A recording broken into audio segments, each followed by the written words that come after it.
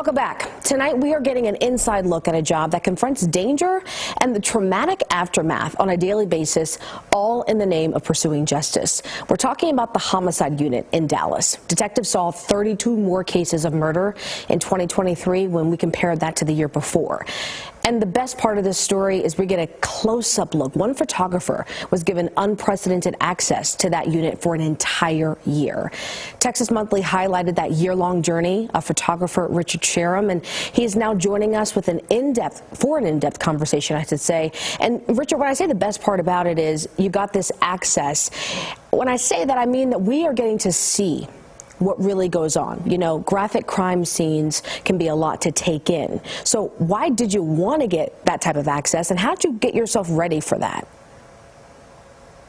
Well, I mean, the reason why I wanted to get that type of access is because, you know, you mentioned it just a minute ago, is that it's often obscured from public view as to what actually happens on a day-to-day basis in the life of a homicide detective. And the book that I'm working on, because this is actually part of a book called American Homicide, it'll be out next year, is I'm trying to look at a comprehensive view of homicide in this country, essentially from three angles. One from the victims and their families, one from the investigative ecosystem, which includes homicide detectives, medical examiners, crime scene technicians, that sort of thing. And then the third part being perpetrators and their families, who we never hear about. So with the investigative ecosystem section of it, I gained access to, you know, the Dallas Police Department and spent a year with 28 detectives, 4 squads. And the reason why is because I knew that I could not justifiably do a comprehensive look at homicide in this country unless I include those who see it on a day-to-day basis. And also I understood that, you know, homicide essentially is very ubiquitous in our society. It's ubiquitous in our entertainment. Most popular podcasts are based on homicide, you know, TV shows, True Detective, stuff like that. And in most cases, detectives are either portrayed as incompetent, or they're also portrayed as kind of unstable, having psychological issues, not being able to hold down a family. And I wanted to go and see if any of that was true. I wanted to go and see without any sort of preconceived notions about what I might find. And by spending almost a year with these folks, both all day at headquarters, going to crime scenes, and then in the middle of the night many times, I found the complete opposite to be true. And so, you know, homicide affects all sorts of people. And I wanted to get as close as I could, as I've done with the rest of my work, my entire career, the last 20 years. And really, I'm so fascinated by this as someone who grew up around the funeral business. And like you said, the different perspectives of death, the different perspectives of homicide can be traumatizing. It can be eye-opening. And like you said, we're obsessed with it as a society. And I know that your photographs in Texas Monthly, you know, they show the crime scenes, but they also show the lives of the families that are left behind, the lives of the detectives, like you said, outside of work especially. What did you learn when it comes to the ripple effect of death? Because there's so many components to what you witnessed during this process.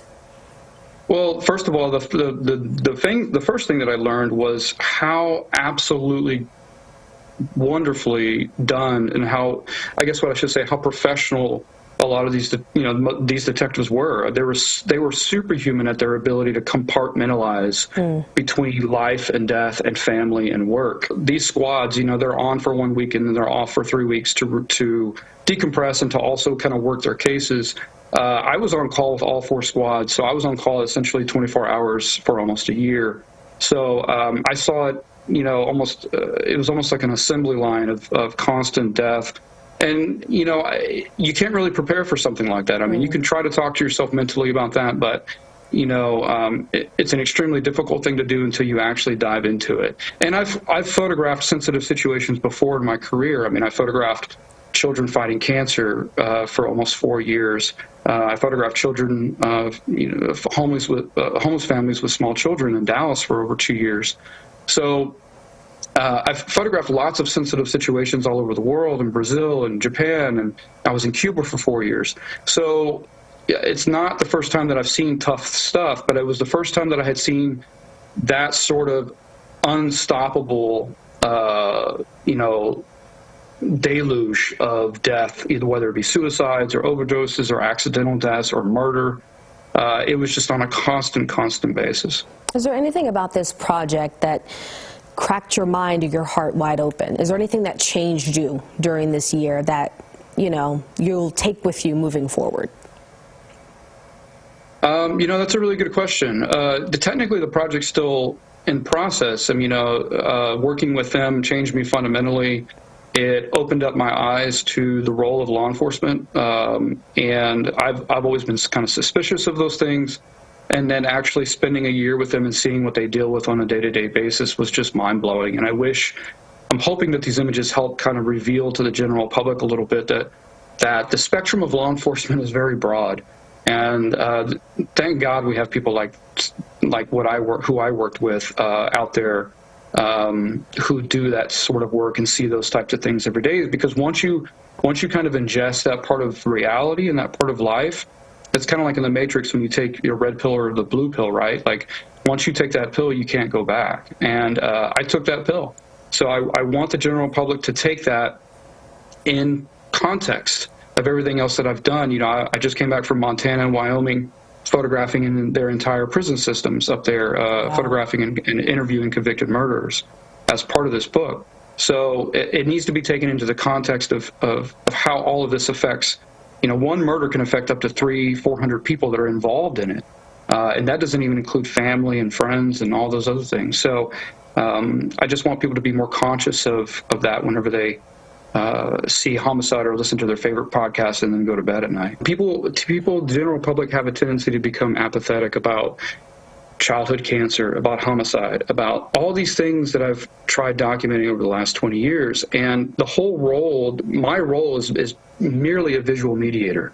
I'm not there to do anything other than serve as a visual mediator between the general public and whoever it is that I'm photographing. So that, you know, my goal is to grab these two groups of people who may never speak, either through distance or through lack of desire, and try to get them to understand one another.